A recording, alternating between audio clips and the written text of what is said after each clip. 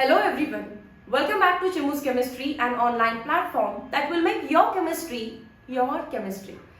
नेमकं या चॅनल वरती काय चालू आहे सध्या तर या वीकेंडला थर्मोडायनामिक्स वरती टेस्ट आहे ऑफलाईनच्या क्लासमध्ये आणि दॅट इज वाय आपण थर्मोडायनामिकचे एमसीक्यूज बघत आहे. या आधी मी हॅलोजन डेरिव्हेटिव्हचे एमसीक्यू अपलोड केलेत बट कुठला पर्टिक्युलर पॉइंट थंबनेल मध्ये मेन्शन केलेला नाहीये. प्लस आपण आय गेस सॉलिड स्टेटचे एमसीक्यू केलेत, कुठला पॉइंट तिथे मेन्शन नाहीये. सो मुलांना डिफिकल्ट जातं तशा टाईपचे एमसीक्यू बघायला. सो एक छोटासा चेंज आपण असा केलेला आहे. We started with thermodynamics. Thermodynamics मध्ये मी थंबनेल वरती हेडिंग देते की नेमकं कशावरती बेस्ड क्वेश्चन्स आहेत. जसे की लास्ट व्हिडिओ हा वर्क अँड हीट वरती होता आणि वर्कचा कोणता फॉर्म्युला सतत यूज केलाय आपण तिथे W is equals to minus P external into delta V. आणि सेकंड थिंग तुम्हाला हे पण समजलं असेल की केमिकल रिॲक्शन दिली असेल तर फॉर्म्युला यूज करायचा आहे W is equals to minus delta NgRT. सोबत त्या फॉर्म्युलाज मध्ये असणारे युनिट कन्व्हर्जन. आता आपण नेक्स्ट फॉर्म्युला नेक्स्ट कॉन्सेप्टकडे जातो, maximum work done. Question number 40. For a reversible process, the value of work done during expansion is calculated using the equation. त्याआधी थोडंसं परत एक ट्रिक किंवा हिंट देते. जर तुम्हाला क्वेश्चन मध्ये डायरेक्टली सांगितलेलं आहे कॅल्क्युलेट मॅक्सिमम वर्क डन तर मोठा फॉर्म्युला यूज करायचा. मोठा म्हणजे कोणता ते पण सांगते. किंवा क्वेश्चन मध्ये वर्ड असणार आहे रिव्हर्सिबल आयसोथर्मल किंवा उलट लिहितात आयसोथर्मल रिव्हर्सिबल प्रोसेस.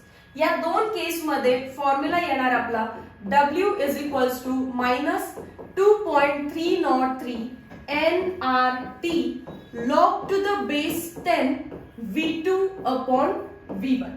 मग इथे रिव्हर्सिबल लिहिलेलं आहे प्लस ड्युरिंग एक्सपान्शन. एक्सपान्शनचं वर्क डन निगेटिव्हच असतं. वरच्या कुठल्याही फॉर्म्युलाची सुरुवात ही निगेटिव्ह साईनने करायची आहे.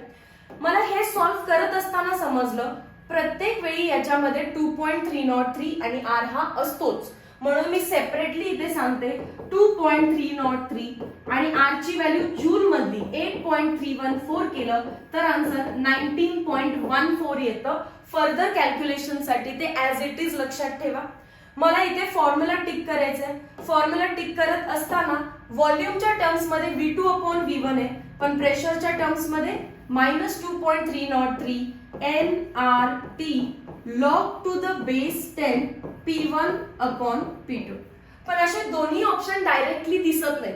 मग वाटायला लागतं की ऑप्शन चुकलेत की काय, पण नाही. थोडंसं होल्ड करा. आता ऑप्शनला 1 बाय 1 बघा. जर फॉर्म्युला मध्ये ln आहे तर 2.303 नसलं पाहिजे. करेक्ट ना. 2.303 केव्हा येतं जर log टू द बेस 10 लिहिला असेल तर. Second log to the base 10 लिहिलाय, 2.303 लिहिलाय हे पण करेक्ट आहे. P1 अपॉन P2 लिहिलाय हे पण करेक्ट आहे पण मायनसची साइन दिलेली नाहीये. मायनसची साइन इम्पॉर्टंट आहे बिकॉज वर्कच्या फॉर्म्युलाची सुरुवात हे मायनस न होते. समजा P2 अपॉन P1 केलं असतं तर मग ही साइन करेक्ट आली असती. सो बी रॉंग आहे. P1 अपॉन P2 म्हणतात आणि निगेटिव्ह साइन दिलेली नाहीये. Next W is equals to nRT ln V2 upon V1. ln आलं की 2.303 येत नाही, ही गोष्ट करेक्ट केली आहे. V2 अपॉन V1 हे पण करेक्ट केलेलं आहे पण परत त्या फॉर्म्युला मध्ये लागते निगेटिव्ह साइन, ती द्यायची विसरले. सो C पण रॉंग झाला. करेक्ट आन्सर D असणार आहे. nRT लिहिलेलं आहे, ln लिहिलं म्हणजे 2.303 ची गरज नाहीये. V2 अपॉन V1 लिहायला पाहिजे होतं, बरोबर आहे. V2 अपॉन V1 पण लिहिलं काय V1 अपॉन V2 म्हणून साइन केली पॉझिटिव्ह. बघा इथे V2 अपॉन V1 ला साइन काय असते निगेटिव्ह, पण मी स्विच केलं V1 अपॉन V2 तर पॉझिटिव्ह म्हणजे डी ऑप्शन करेक्ट आहे. सिंपल होतं, फक्त ऑब्झर्वेशन एकदम कीन पाहिजे तुमचं. Question number 41. For an isothermal reversible, आता वर्ड सांगितलं आयसोथर्मल रिव्हर्सिबल एक्सपान्शन. एक्सपान्शनचं वर्क डन मॅक्सिमम आणि negative minus 2.303 nRT log to the base 10. व्हॉल्यूमच्या टर्म्स मध्ये V2 अपॉन V1, प्रेशरच्या टर्म्स मध्ये P1 अपॉन P2. पण आपल्याला वर्क विचारलेलं नाहीये, व्हॅल्यू ऑफ Q विचारली, व्हॅल्यू ऑफ हीट. पण हिंट काय रे, जर ते आयसोथर्मल प्रोसेस म्हणत असतील तर आयसोथर्मलच्या कंडिशन्स लर्न ठेवायला सांगितलेत. Delta T is equals to 0, delta U is equals to 0 and Q not equals to 0. Q ची व्हॅल्यू तर फाइंड करायचीच आहे, पण हे पण बघा डेल्टा यू 0 असतो. And we know according to first law of thermodynamics delta U is equals to Q plus W. हा फर्स्ट लॉ आहे ना, first law of thermodynamics.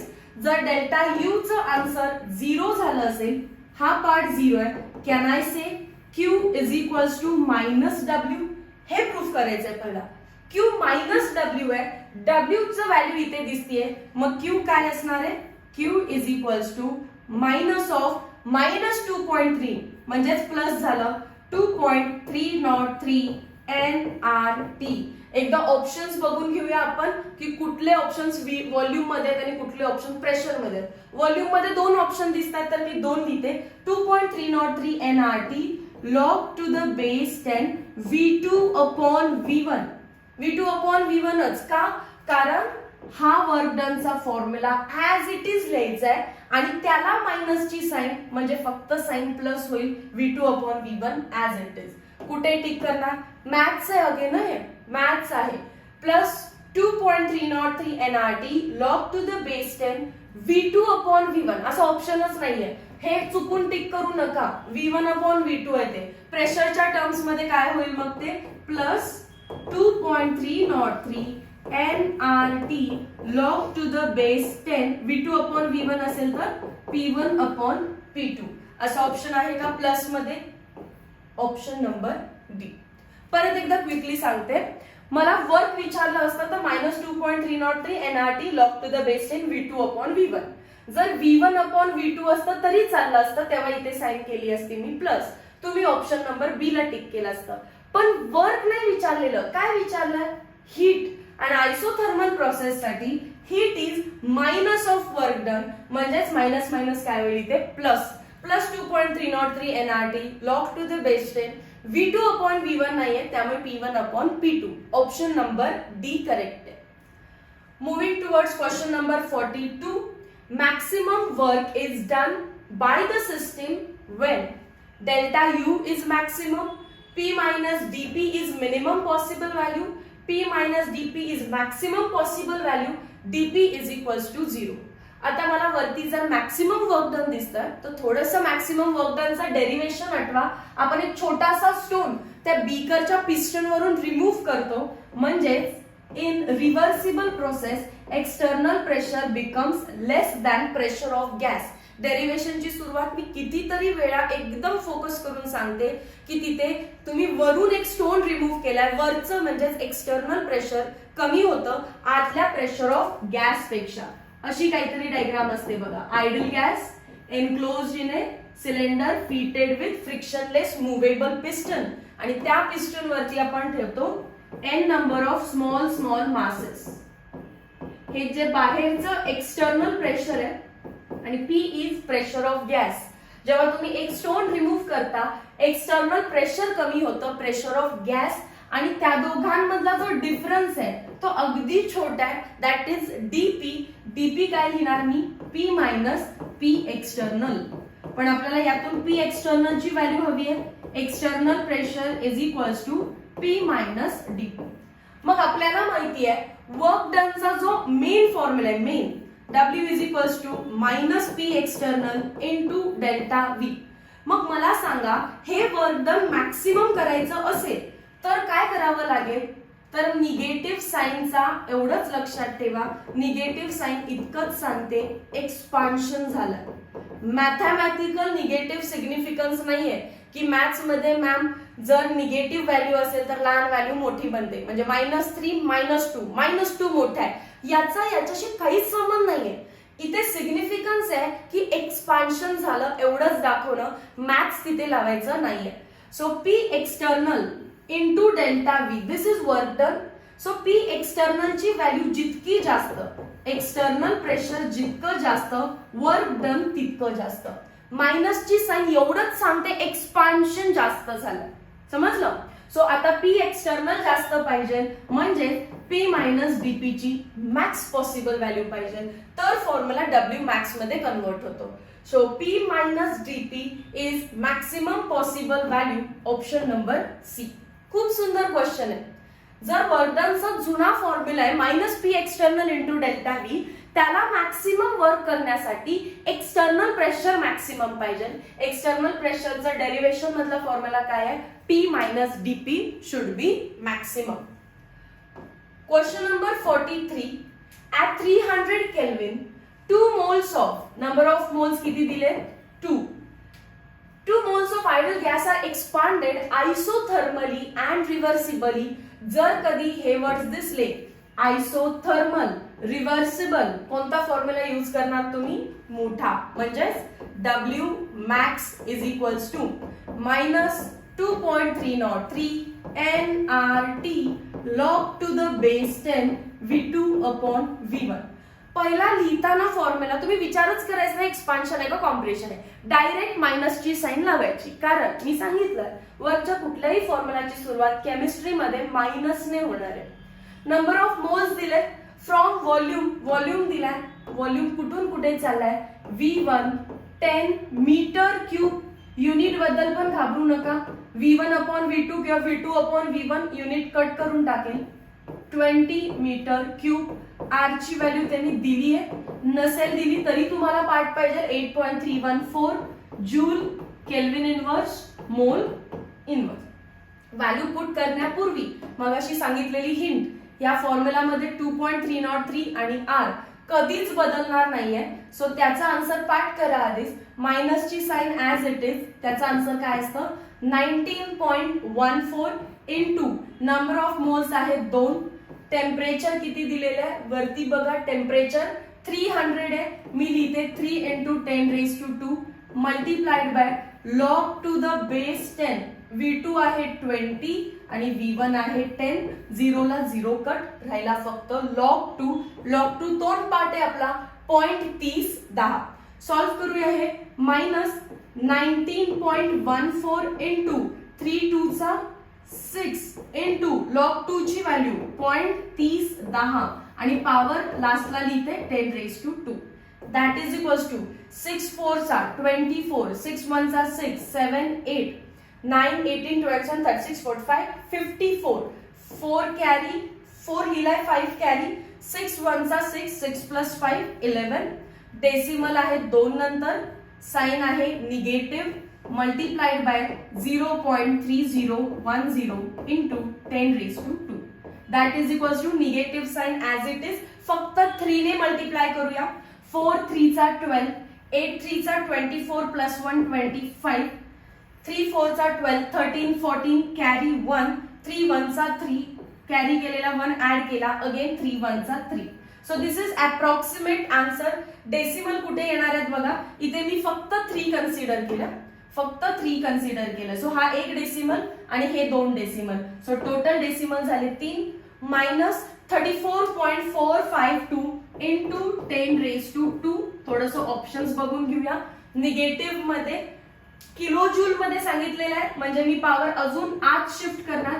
3.4452 into decimal आत शिफ्ट झाल्यामुळे plus 1 10 raise to 3 joule is nothing but kilojoule. So answer आलं 3.4. Option number A match होतं याच्यामध्ये. Minus 3.4, बाकी पुढे काही असू दे, 10 रेज टू 3 जूल म्हणजेच काय असतो? किलोजूल. क्लियर आहे? चलो moving towards question number 44. When 28 into 10 raised to minus 3 kg of N2 changes its pressure from 2 atm to 20 atm, बाकीच्या व्हॅल्यूवर मी फार फोकस करत नाही, इथे फोकस केलं. Reversible at 298 kelvin the work done is. कोणते कोणते वर्ड सांगितलेत मी लक्षात ठेवायला? आयसोथर्मल, रिव्हर्सिबल किंवा डायरेक्ट म्हणतात maximum work done. Given values लिहूया. When this much KG of nitrogen, म्हणजे गिवन मास ऑफ N2 दिलेला आहे 28 into 10 raised to minus 3 kg. Kilogram मध्ये काही गरज नसते, ग्रॅम मध्ये कन्वर्ट करा त्याला. That becomes 28 gram. Molar mass of N2 किती असतो? अगेन 28 पार्ट पाहिजे ते 28 ग्रॅम पर मोल. सो नंबर ऑफ मोल्स किती झाले? Given mass of N2 upon molar mass of N2 28 upon 28 1 मोल. हे कॅल्क्युलेशन सीईटीचा मुलगा तोंडाने लाईक ओरली करता आलं पाहिजे त्याला. हे एवढं लिहायची गरज नसते. पण मी युट्यूब वरती मला बघणाऱ्या प्रत्येक मुलासाठी सॉल्व्ह करतेय हे. तुम्ही हे 2x ला पण बघू शकता.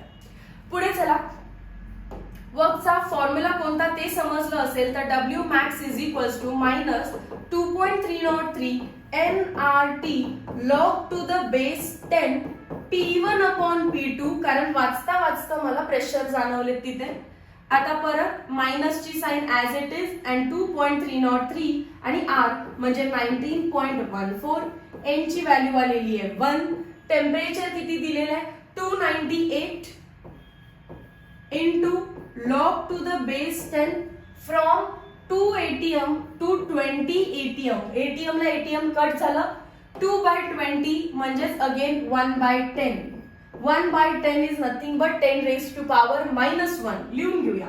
मायनस 19.14 into जर कधी टेम्परेचर 298 असेल डेसिमल शिफ्ट करून घ्यायचा 2.98 into 10 raised to 2. क्लिअर आहे? 298 टेम्परेचर तुम्हाला ह्यासाठीच दिलंय की तुमचे कॅल्क्युलेशन्स ते इझी करेल. So 2.98 into 10 raised to 2 into 10 raised to 1/10 म्हणजे 10 raised to -1. आता तुम्हाला हे माहितीच आहे, हा जर -1 लॉगच्या समोर आला तर मायनस मायनस काय करेल?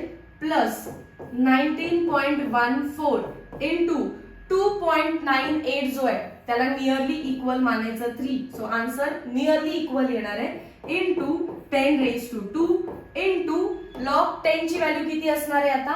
1. सो इतकंच सॉल्व्ह करायचं आपल्याला, म्हणजे 3 ने मल्टिप्लाय करायचे. 4 3 चा 12, 3 1 चा 3 कॅरीचं लिहिलं, 9 3 चा 27, 3 1 चा 3 4 5. डेसिमल कुठे? 2 नंतर. सो इथे साइन पॉझिटिव्ह आहे 10 raised to 2. ऑप्शन जूल मध्येच आहे. सो पॉवर शिफ्ट करून टाकूया तिकडे.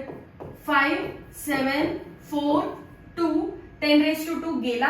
आन्सर जूल मध्ये 5 7 4 2 आणि माझा आन्सर नियरली इक्वल आहे ना, कारण मी 2.98 उत्तर मी वाढवलंय माझं. याच्यापेक्षा कमी आन्सर एकच ऑप्शन मॅच होतो कारण बाकी सगळ्यामध्ये डिजिट सेम आहे. पण डेसिमल बघा 570 557 आन्सर किती आहे? 5700 समथिंग. So 5705 joule. फक्त 2-3 हिंट सांगितले ते बघा. 2.303 into R 19.14 असतो आणि जरी 298 टेम्परेचर दिलं त्याला 3 ने सॉल्व्ह करायचंय तुम्हाला. ठीक आहे? डेसिमल शिफ्ट करून. Question number 45. The work done in अर्थ. नॉर्मली वर्क डन आपण कशामध्ये फाइंड करतो? SI unit joule. इथे सांगितलंय CGS युनिट अर्थ. For reversible. रिव्हर्सिबल आला की मोठा फॉर्म्युला यूज करायचा आहे.